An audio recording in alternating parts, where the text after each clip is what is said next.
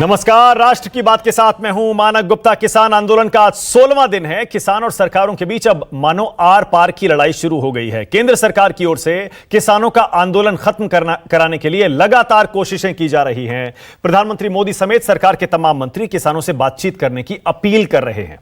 अब तक 6 दौर की बातचीत आप जानते हैं हो भी चुकी है, लेकिन समाधान निकालने की बजाय किसानों का आंदोलन और तेज हो गया है।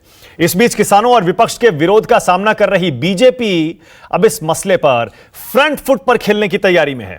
बीजेपी ने आज से देश के अलग अलग शहरों में 700 प्रेस कॉन्फ्रेंस और चौपाल कराने का फैसला किया है। इस प्रेस कॉन्फ्रेंस और चौपाल के जरिए बीजेपी मोदी सरकार की ओर से लाए गए कृषि कानून के फायदे गिनाएगी। किसानों को नए कानून के बारे में समझाया जाएगा। वहीं इस बीच कृषि कानून का मसला अब सुप्रीम कोर्ट भी पहुंच गया है। भारतीय किसान यूनियन ने नए कृषि कानूनों के खिलाफ सुप्रीम कोर्ट में याचिका दायर कर तीनों कानूनों को चुनौती दी है। ऐसे में राष्ट्र की बात में आज का सवाल, किसान सभाओं से आंदोलन खत्म करा लेगी बीजेपी? और क्या अब सुप्रीम कोर्ट से होगा किसान आंदोलन पर फैसला? इसी पर बहस करेंगे, लेकिन पहले जरा सुन लीजिए कृषि मंत्री नरेंद्र सिंह तोमर आज एक बार फिर किसान आंदोलन पर क्या बोले।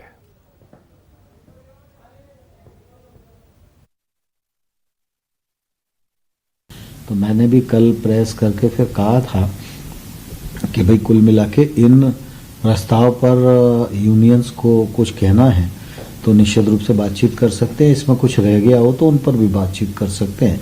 तो अभी बातचीत की कोई प्रस्ताव उनकी तरफ से आया नहीं है, लेकिन जैसे ही प्रस्ताव आएगा तो हम लोग उस पर बातचीत करने को तैयार हैं। और इस बीच एक बड़ी खबर भी आ रही है। बड़ी खबर यह है, केंद्रीय मंत्री प्रकाश जावड़ेकर ने कहा है कि यह किसान आंदोलन अब किसान आंदोलन नहीं रह गया है। प्रकाश जावड़ेकर कह रहे हैं इस आंदोलन को अब हाईजैक कर लिया गया है। यह किसान आंदोलन अब नहीं रहा, यह हाईजैक हो गया है। यह केंद्रीय मंत्री प्रकाश जावड़ेकर का सीधा आरोप, देश को बदनाम करने की साजिश रची गई है। बहुत गंभीर आरोप। और किसान आंदोलन शाहीन बाग पार्ट 2 बन गया है। अब शाहीन बाग से जोड़ दिया है केंद्रीय मंत्री प्रकाश जावड़ेकर ने किसानों के इस आंदोलन को। जरा सुन लीजिए क्या कह रहे हैं प्रकाश जावड़ेकर।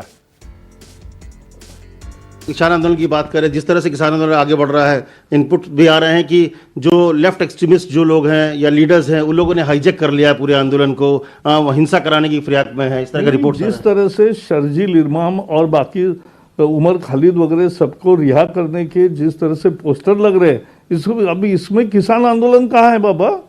ये किसान आंदोलन रहा ही नहीं है अभी। ये किसानों के नाम पर जो लोग उल्टा कर रहे हैं, किसान तो भले निकल बेचारे बैठ रहे हैं, लेकिन किसान का कोई तालमेल नहीं, क्योंकि किसान के आंदोलन को इन्होंने हाईजैक कर लिया है। ये कहाँ किसान आंदोलन है ही नहीं अभी। ये हमें समझना चाहिए कि ये देश को बदनाम करने की बड़ी साजिश है, और उसी के तहत शाहीन बाग का पार्ट 2 अब चलेगा। तो ये चलने नहीं देंगे लोग। सीए के वक्त कहा गया कि जो तमाम जो टुकड़े टुकड़े गैंग है वो लगा हुआ था। इस बार लग रहा है कि लेफ्ट विंग पूरा एक्टिव हो गया है। नहीं, जो हो गया है उनको भी समझेगा कि जनता उनके साथ कतई नहीं है। जनता जो किसानों की मांगे थी उस पर तो चर्चा हो गई, उसका सोल्यूशन भी सामने आ गया। फिर भी मना करना यानी ये गलत नीति से ही ये बात हो रही है। केंद्रीय मंत्री प्रकाश जावड़ेकर बहुत ही कड़े शब्दों का इस्तेमाल करते हुए आपने उनको सुना, कह रहे हैं शाहीन बाग पार्ट 2 हो गया है, ये किसानों का आंदोलन अब नहीं रहा, देश को बदनाम करने की साजिश है। राष्ट्र की बात में आज मेरे साथ बीजेपी से सरदार आरपी सिंह जुड़ गए, आ रहे हैं आपकी टीवी स्क्रीन पर। कांग्रेस से अखिलेश प्रताप सिंह भी आ गए, उनको भी आप देख पा रहे हैं। मनिंदर सिंह कपियाल हैं, चेयरमैन नेचुरल एग्रो फार्मर्स, और पुष्पेंद्र चौधरी हैं, किसान नेता हैं। आप सभी का स्वागत। आरपी सिंह जी, आपसे शुरू करूंगा। इतने सख्त शब्दों का इस्तेमाल केंद्रीय मंत्री कर रहे हैं, ऐसा लगता है कि अब आपने किसान आंदोलन से सख्ती से निपटने का मन बना लिया है। आरपी सिंह जी, देखिए, किसानों की जहां तक बात है, सरकार अभी भी, आज भी कृषि मंत्री जी ने आपके चरण में बोला, हर जगह बोला कि हम लगातार बातचीत करने को तैयार है, और जो हमने प्रस्ताव भेजा है उसमें भी आपको लगता है कुछ और चर्चा करनी है, उस पर भी चर्चा करने को तैयार। और मैं भी कह रहा हूं कि किसानों की तरफ से कोई चर्चा, कोई विषय जो हमने उनके सामने प्रस्ताव भेजे थे, जिसमें हमने कहा था कि एमएसपी हम लिखित देने को तैयार हैं, हम लोग मंडी जो नहीं आएगी उसके ऊपर भी वैसी टैक्स लगेगा जो अभी मंडियां हैं, कि उनका संशय था, ये भी कह दिया था कि अगर कोर्ट के अंदर जाना चाहे तो सिविल कोर्ट के अंदर जा सकते हैं, और उसके अंदर भी ये कह दिया कि फास्ट ट्रैक कोर्ट कर दिया जाएगा ताकि किसी को कोई दिक्कत रहेगी नहीं। ये नहीं कि 5-5 साल जानी, 1 साल के अंदर उसका आउटकम आ जाएगा जहां तक अगर कोई झगड़ा हो तो। मतलब इसके साथ और भी जो उनके कंसर्न थे सब एड्रेस किए, उसके बावजूद कुछ कंसर्न है तो उस पर अभी भी हम लोग बातचीत को तैयार, परंतु किसान आंदोलन के नाम पर जो कल वहां हुआ, वहां जिस प्रकार से शज्जल इमाम, उमर खालिद, सुधा भारद्वाज, जितने अल्ट्रा माओइस्ट या अर्बन माओइस्ट कह लूं इनको मैं, या ऐसे लोग जो देश को तोड़ना चाहते हैं, देश को तोड़ने की लगातार प्रयास कर रहे हैं, जिनके खिलाफ कोर्ट्स में मुकदमे चल रहे हैं, उनकी रिहाई को लेकर वहां का धरने प्रदर्शन होने लगे। तो ये मैटर ऑफ कंसर्न है, और उसमें खूब सारे नेता ऐसे हैं जिनका किसानियत से लेना देना नहीं। मैं उनके नाम भी आपके सामने पढ़ दूंगा। शाहीन बाग पार्ट 2 आप इसे क्यों कह रहे हैं? अभी तक देखिए 12-13 दिन, आरपी सिंह जी 12-13 दिन तक आपने इस तरह का कोई आरोप नहीं लगाया। 12-13 दिन आपने किसानों से बातचीत की, आपने कहा किसान भाई हैं, उनसे हम शांति से बात करेंगे, उनकी समस्याओं का समाधान करेंगे, लेकिन आपके प्रस्ताव जब किसानों ने नहीं माने, ठुकरा दिए, ऐसा लग रहा है उसके बाद अब सरकार ने अपना रुख खड़ा किया। शाहीन बाग से इसे जोड़ना सही है क्या? कल जो घटना हुई उसके बाद लोगों के मन में संशय हो गया है। जो कल वहां घटना हुई, आपने भी आपके चैनल पे चलोगा, बाकी चैनल पे चला, जिसमें पोस्टर किसके पकड़े हुए थे? शर्जिल इमाम। शर्जिल इमाम कौन है? जो कह रहा है कि हमें 6 घंटे दो, हम पूरा नॉर्थ ईस्ट देश से अलग कर देंगे। उमर खालिद कौन है? जो दिल्ली में शाहीन बाग के बाद जो दंगे हुए उसमें उसका रोल स्पष्ट है, उसके खिलाफ मुकदमे, उसके खिलाफ FIR दर्ज हो गई है, कोर्ट में मुकदमा चल रहा है। सुधा भारद्वाज और जो बाकी लोग हैं, अगर उनके पक्ष में वहां लोग खड़े दिखे तो ऑब्वियसली संशय खड़ा होगा ही होगा। कल से पहले तो कभी किसी ने नहीं कहा, परंतु कल जिस प्रकार का मामला हुआ, और मैं अगर आप बोलो तो मैं कुछ नाम पढ़ देता हूं। मुझे बता दिए, अक्षय कुमार है, उड़ीसा के NGO चलाते हैं, उनके मैं आपको पूरा विकिपीडिया लिंक भेज दूंगा। एक कविता कुरंगती है, एक जगमोहन सिंह है, वहां पर CPML के हैं, दर्शन पाल हैं, CPML के हैं। अब असल में क्या है कि आप किसानों की बात कर तो ठीक है, अगर आपने राजनीति से रिश्ते करनी है, वहां पर किसानों का कंधा इसलिए इस्तेमाल करना है कि आपका एजेंडा कुछ और है। अखिलेश जी, आप देश में ऐसे सब लोगों का साथ देना चाहते हो जो देश को तोड़ना चाहते हैं, तो उसमें संशय पैदा होगा। पर मैं अभी भी निवेदन कर रहा हूं, जो हमारे किसान है, जो किसान यूनियन के असली नेता है, वो कृपा कर आए, कोई भी संशय होगा उस पर हम अखिलेश प्रताप सिंह। अखिलेश जी सुन रहे हैं आप? शाहीन बाग से इसे जोड़ा जा रहा है, ये किसानों का आंदोलन नहीं है, हाईजैक हो गया है, देश को बदनाम करने की साजिश है। अखिलेश जी देखिए, जब से बीजेपी आई है, हिंदू हृदय सम्राट के रहते हुए हिंदू रोज खतरे हो जाते हैं, रोज देश टूटने के खतरा हो जाता है। इनसे जो असहमत है वो खालिस्तानी है, वो पाकिस्तानी है, वो आतंकवादी है, वो राष्ट्रद्रोही और देश विरोधी है। ये पीड़ित भाई को बीच में रोक दीजिए। ये पीड़ित भाई को रोक दीजिए। आरपी सिंह जी एक सेकंड, अरे आरपी सिंह जी उनको बोलने तो दीजिए, अभी तो शुरू किया है अखिलेश जी ने। किसानों को बदनाम करते हैं, अरे बोलने तो दीजिए उन्हें। कांग्रेस लगातार खालिस्तान से प्रेरित बता रही है। आरपी सिंह जी, अरे आरपी सिंह जी आप देखिए, आपको उन्होंने सुना ना? आरपी सिंह जी आपको सबने सुना ना? अरे रुकिए ना एक सेकंड, आपको सबने सुना ना? अब अखिलेश जी को बोलने तो दीजिए, उसके बाद काउंटर करिएगा, मौका दूंगा आपको, मैं मौका दूंगा आपको। आपकी बात सबने सुनी, उनकी बात भी सुन लीजिए। बोलिए अखिलेश जी। माना कि दुनिया में जितने भी कट्टरपंथी विचारधारा के लोग हैं, उनकी शुरुआत जानते हैं कैसे होती है? राष्ट्रवाद से होती है, फिर धर्म खतरे में उससे होता है, और उसको लेके आगे बढ़ते हैं, और जो उससे असहमत है वो भले उसी राष्ट्र का या उन्हीं की बिरादरी, उन्हीं के धर्म का हो, वो कतई राष्ट्रद्रोही है। जितने दुनिया में आपको कट्टर विचारधारा के लोग मिलेंगे, उनकी स्टार्टिंग और उनका यही सेट पैरामीटर है, और वही पैरामीटर हमारे भाजपा के नेताओं का भी है। तो आप समझ सकते हैं ये लोग किस विचारधारा के हैं। ये बिल जो है मानक जी, ये किसानों का बिल ही नहीं है, एक लाइन किसान के लिए नहीं है, ये कारपोरेट के लिए कालाबाजारी और जमाखोरी बिल है। कारपोरेट कालाबाजारी जमाखोरी बिल है ये।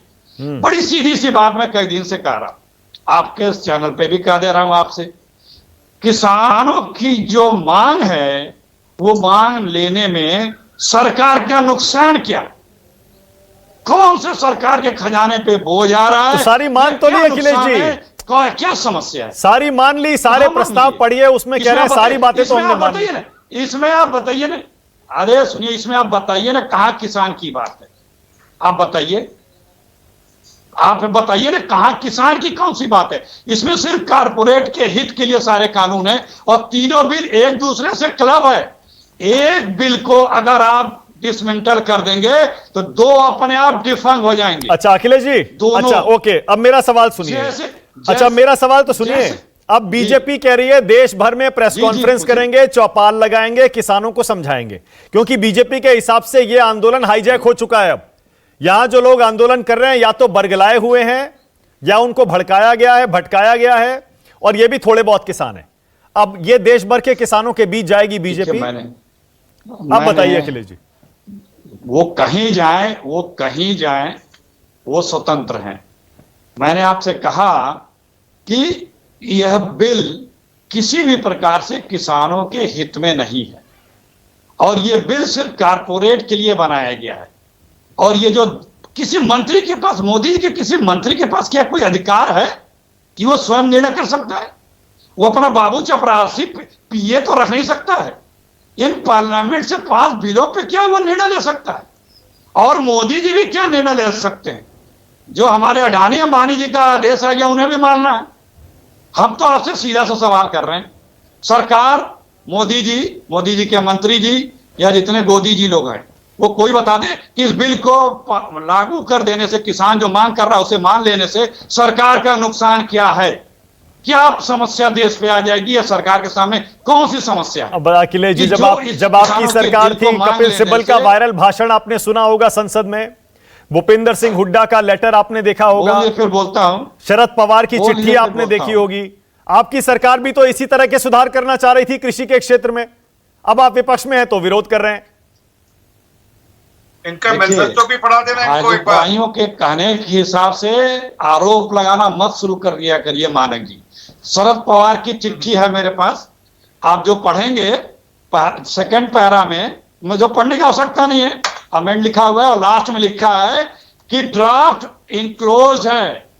हम अभी ड्राफ्ट भेजें चीफ मिनिस्टर को कि आप देखिए इसमें क्या कम करना है, क्या ज्यादा करना है। हाँ। हम जो बिल बनने की प्रजातांत्रिक और संवैधानिक प्रक्रिया है उसका पालन कर रहे थे। हाँ। क्या इन लोगों ने ये प्रक्रियाएं पालन की और अब शरद पवार की चिट्ठी लेकर के गुमराह करने का प्रयास करते हैं? अच्छा ठीक है, ओके, भाजपाइयों की तरह से। अच्छा ठीक है, दूसरा आपने हाँ। हुडा का जिक्र किया, वो भी रखा हूं, हुडा के भी, उसमें भी कहीं पढ़ के सुना दूं। हाँ। साफ साफ लिखा है, हुडा न्यूनतम अनुबंध पंजीकृत होगा, सहमत दर अनुबंध दर पिछले वर्ष के न्यूनतम समर्थन मूल्य से कम नहीं होगा। सारी बातें लिखी हैं। हाँ। मोदी जी का याद है कि नहीं? आपने जो सीएम थे तो मोदी जी ने जो एक कमेटी के जिसके चेयरमैन थे Modi ji, reporter working group on consumer, उसमें खुद लिखा था 2011 में प्रधानमंत्री मनमोहन सिंह को कहा था कि एमएसपी मैंडेटरी होनी चाहिए। जेटली जी का याद है? अब बोलिए आरपी सिंह जी, बोलिए। राजनाथ सिंह का याद है? बोलिए आरपी सिंह जी। राजनाथ सिंह जी का याद है? सुषमा स्वराज जी का याद है आपको? इन लोगों ने क्या कहा था? बोलिए आरपी सिंह जी, बोलिए। हमने तो बड़ा सीधा सा सवाल किया कि अगर सरकार को ये किसान के बिल मांगने हैं, मान लेती है तो क्या नुकसान क्या? आरपी सिंह बोलिए, आरपी सिंह क्या है? बोलिए आरपी सिंह। मैं धन्यवाद अखिलेश जी। इनका मैनिफेस्टो पढ़कर दे रहा हूं, हिंदी में 2 लाइनें पढ़ रहा हूं सिर्फ। हाँ। Repeal the APMC Act and make trade in agriculture produce including export and interstate trade free from all restriction। ये तो मंडी हटाने की बात कर रही है, मैं नहीं कर रहा। इनका मैनिफेस्टो 2019 का मेरे हाथ में। गलत पढ़ रहे हैं, बताऊंगा आपको। सर मैं आपका मैनिफेस्टो पढ़ रहा हूँ, कहीं और से नहीं पढ़ रहा, मेरे हाथ में प्रिंटेड कॉपी आपको भेजूंगा। अच्छा एक सेकंड रुकिए ना आरपी सिंह जी, एक सेकंड रुकिए ना आरपी सिंह जी। कांग्रेस और बीजेपी के बीच ये बयानबाजी 10 दिन से चल रही है, इस पर हम बहुत बहस कर चुके हैं। मैं आज के मुद्दे पे ला रहा हूं आरपी सिंह जी आपको फिर से। अगली बात सुन लीजिए, आज के मुद्दे पे आइए, जरा बताइए। आप जो ये देश भर में प्रेस कॉन्फ्रेंस और चौपाल लगा रहे हैं, आपको क्या लगता है कितने प्रतिशत किसान? कैप्टन अमरिंदर सिंह, आरपी सिंह जी, अरे मेरी बात तो सुन लीजिए।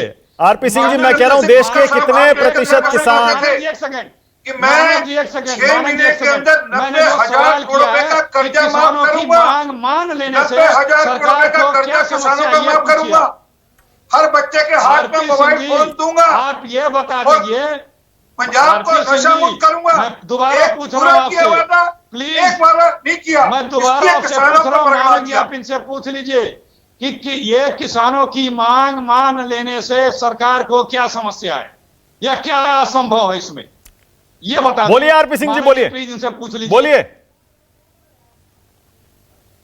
पूछिए तो आरपी सिंह जी, बोलिए। पूछ रहे हैं आप, पूछ लीजिए ना कि किसानों की मांग लेने से क्या समस्या है सरकार को, ये बता दें।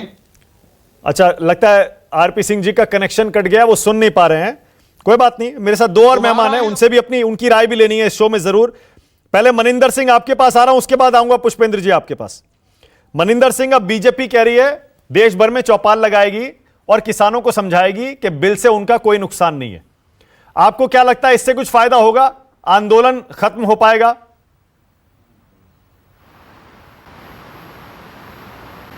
पंजाब में भी किसानों को हमें समझाना चाहिए, उनके बात ये समझ अगर आ जाए, ये किसान के जीवन में जो 3 बिल आए हैं क्रांतिकारी बदलाव लेके आए हैं और जो हमारे पंजाब का किसान है पहले इसी कर्जे के जाल में फंसा हुआ है कि ये बिल आने से कर्ज से उसे मुक्ति मिलेगी, उसे डिवर्सिफिकेशन की तरफ अगर जाएगा वो फसल की क्वालिटी भी पैदा होगी और हम एक्सपोर्ट भी करेंगे, विदेशों में भी काम करेंगे। जो हमारे बहुत सारे किसान हैं, जो उद्यमी किसान है, मैं उनकी बात कर रहा हूँ, ठीक है, जो हमारे साथ हमारी एफपीओ के साथ जुड़े हुए हैं, वो चाहते हैं कि बिल रहने चाहिए। ठीक है, मैं मानता हूँ सरकार ने जो शंके थे हमारे किसानों के, जो शंकों को लेके वो दिल्ली बैठे हुए थे, वो दूर कर दिए। जैसे एमएसपी का था वो भी मंत्री जी ने बोल दिया, आरजीएमटी कोर्ट थी उससे सेशन कोर्ट का कर दिया, जो इनकी मांगे थी वो मान ली। अब पूरी तरह से अगर कैंसिल हो जाएंगे ये बिल तो जो उद्यमी किसान है, जो डिवर्सिफिकेशन चाहते हैं, जो अपनी इनकम में बढ़त करना चाहते हैं, तो उनका इसमें नुकसान होगा अगर। अच्छा सुनिए, मेरी बात सुनिए ना, सुनिए ना मनिंदर सिंह जी, मैं ये पूछ रहा हूं आपसे क्योंकि आप भी किसानी से ही ताल्लुक रखते हैं। एक तो अब भारतीय किसान यूनियन सुप्रीम कोर्ट चला गया है, मैं आपसे ये पूछ रहा हूं देश में कितने प्रतिशत किसान हैं, क्योंकि आप भी सपोर्ट कर रहे हैं इन बिल्स को, कितने प्रतिशत किसान होंगे जो इन कानूनों के पक्ष में हैं और ये आंदोलन कितने प्रतिशत किसानों का है? ये आंदोलन जो है इसमें तो ज्यादा जो हमारे पंजाब की किसान है, तो पूरे देश में बाकी कहीं तो कोई इतनी प्रॉब्लम नहीं है, तो मैं तो राजनीति लेवल पे कोई जवाब नहीं देना चाहूंगा इसका। नहीं, तो हमारे पंजाब के जो किसान है इसमें वो है, ठीक है, ज्यादा। ओके पुष्पेंद्र जी, अब आप बताइए। पुष्पेंद्र जी, सुप्रीम कोर्ट चला गया भारतीय किसान यूनियन और दूसरी तरफ सरकार कह रही है आइए बातचीत करिए, किसान अड़े हुए हैं अपनी, अभी भी बातचीत के बिल वापस लीजिए। अब सुप्रीम कोर्ट अगर चले गए हैं तो क्या आंदोलन खत्म नहीं हो जाना चाहिए? सुप्रीम कोर्ट जाने का ये नहीं कि आंदोलन खत्म हो जाता है। सुप्रीम कोर्ट से क्या निर्णय आएगा ये एक अलग बात है, और सुप्रीम कोर्ट या किसी भी अन्य कोर्ट में जाने का अधिकार इस देश के प्रत्येक नागरिक को है, प्रत्येक संगठन को है, तो इसमें कोई अजूबा नहीं हो गया है सुप्रीम कोर्ट जाने में। क्योंकि यदि किसानों को लगता है कि उनके हित इन कानूनों के माध्यम से नहीं सुरक्षित है, तो कहीं ना कहीं कोर्ट में जाएगा, आदमी आंदोलन करेगा, प्रतिवेदन देगा, सरकार से बातचीत करेगा, तो सारे फ्रंट पर ये लड़ाई चल रही है इस वक्त।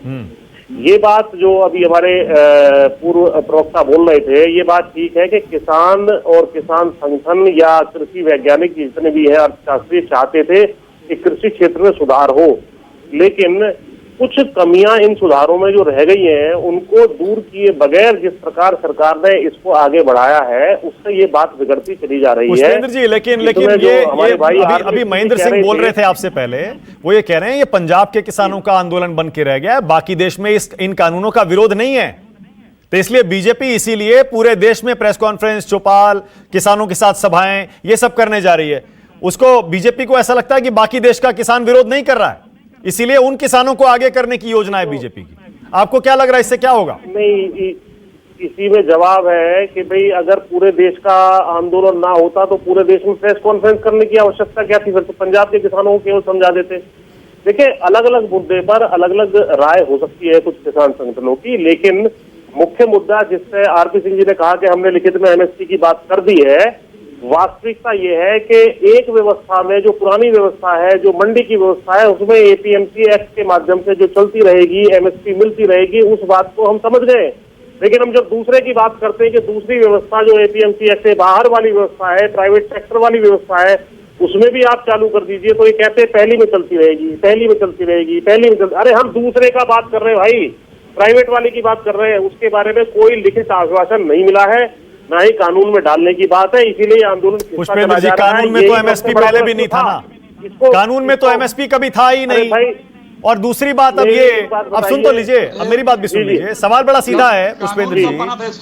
हाँ, पुष्पेंद्र जी, सवाल ये है, अब बीजेपी के केंद्रीय मंत्री प्रकाश जावड़ेकर को आपने सुना होगा, वो कह रहे हैं कि सारी मांगे किसानों की मान ली गई, और वहां पर ऐसे ऐसे लोगों की फोटो दिखाई दे रही है अब इन आंदोलनों में। ऐसा लगता है कि ये अब देश विरोधी साजिश बन गई है, ये आंदोलन हाईजैक हो गया, किसानों का आंदोलन नहीं रह गया अब ये।